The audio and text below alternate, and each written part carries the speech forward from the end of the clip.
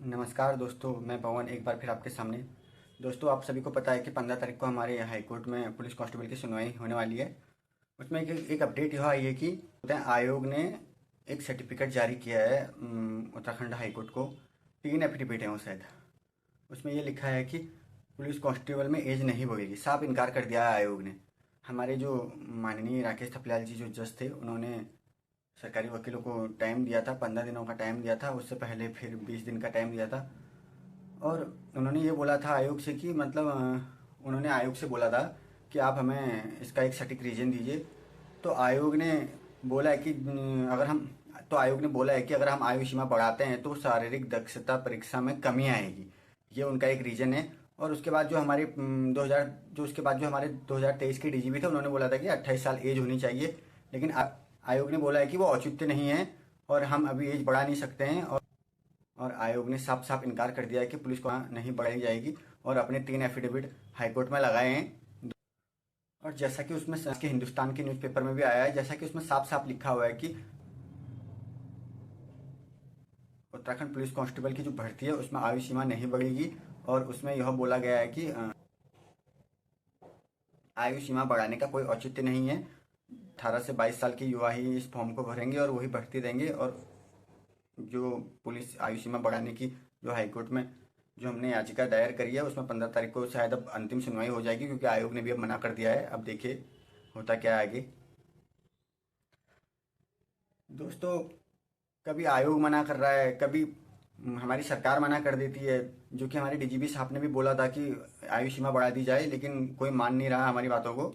और इस बार तो आयोग ने, जो कि आज तक आयोग नहीं बोल रहा था, अब आयोग भी बोलने लग गया है कि अब आयु सीमा नहीं बढ़ना चाहिए, क्योंकि इसमें फिजिकल दक्षता परीक्षा में कमी आएगी। मुझे तो ये समझ में नहीं आता इसमें क्या कमी आएगी।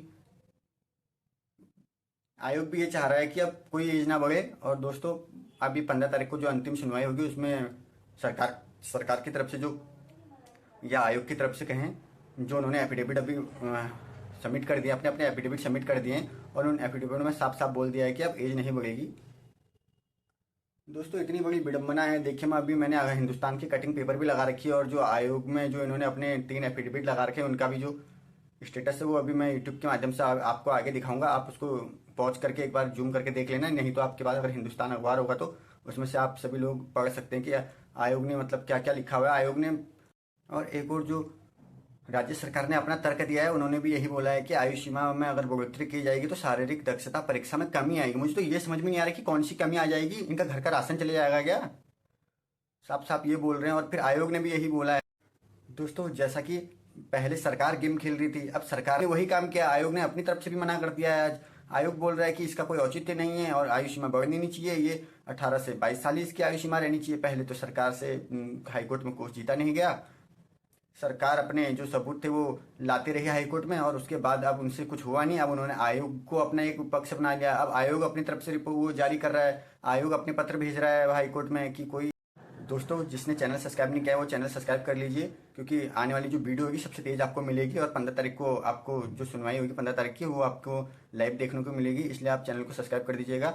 और आज सुबह मैं हिंदुस्तान अखबार देख रहा था, उसमें मैंने देखा उसमें मैंने देखा कि उत्तराखंड आयोग का पुलिस कांस्टेबल में जो भर्ती सीमा चल रही थी उसमें इनकार कर दिया है। मैंने कहा ये क्या हुआ? तो उसके बाद जब मैंने हाईकोर्ट का स्टेटस चेक किया, उन्होंने अपने 3 एफिडेविट लगा रखे हैं वहाँ पे। अब क्या बोले हम? मतलब इन्होंने चारों तरफ से मतलब ऐसा माहौल क्रिएट कर दिया है कि चारों तरफ से मतलब हर तरह से, अगर यहाँ से इनसे कुछ नहीं हो रहा है तो ये इधर आयोग जा रहे हैं, आयोग से कुछ नहीं हो रहा है तो ये फिर टाइम मांग रहे हैं। टाइम मांग मांग के इन्होंने अपना तो टाइम बर्बाद कर ही दिया, इन भी टाइम बर्बाद किया है। और अब देखिए 15 तारीख को होता क्या है हाईकोर्ट में। 15 तारीख को जहाँ तक है कि अब अंतिम सुनवाई हो जाएगी, क्योंकि इन्होंने भी अपने जो सबूत थे वो इकट्ठे कर लिए हैं। और साफ साफ आज अखबार में भी डाल दिया है कि आयुष्मान नहीं बढ़नी चाहिए। और हाईकोर्ट में भी अपने पक्ष रखा है। अब हमारे वकील देखते हैं क्या काउंटर फाइल करता है वहाँ पे, और हमारा वकील देखिए क्या होता है उसमें, और माननीय राकेश थपलियाल जी क्या सुनवाई करते हैं। जहाँ तक है कि ये पूरा माहौल जो इन्होंने क्रिएट किया है, ये क्रिएट किया है। अब इन्होंने हमको चारों तरफ से घेर लिया है और चारों तरफ से ये लगे हुए हैं कि एज ना बढ़े, एज ना बढ़े।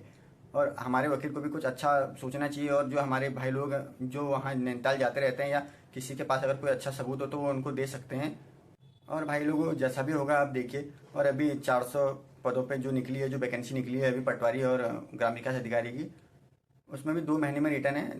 आप लोग तैयारी करते रहिए, क्योंकि पुलिस कांस्टेबल में तो अब भरोसा रहा नहीं, क्योंकि ये कभी क्या बच्चों के साथ गेम ही खेलेंगे, क्योंकि इन्हें आता ही वही है बच्चों के साथ गेम खेलना।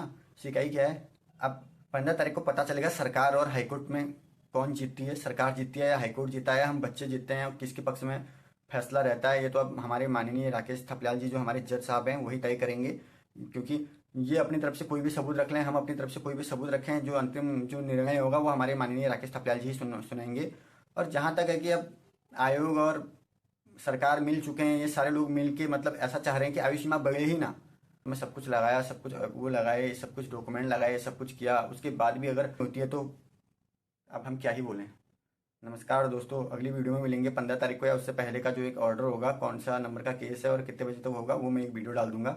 और आप सभी लोगों को नमस्कार।